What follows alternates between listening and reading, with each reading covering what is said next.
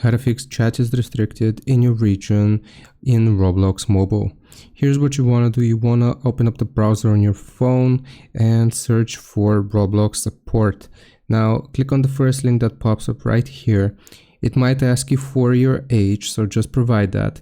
And right here you have to fill in your email address, confirm it, and then what device are you having the problem on. Here you will choose the device which you use to play. For me it's going to be iPhone. The help category type is very important. You want to choose how to, and the help subcategory type is going to be change my location. And you want to type something like this.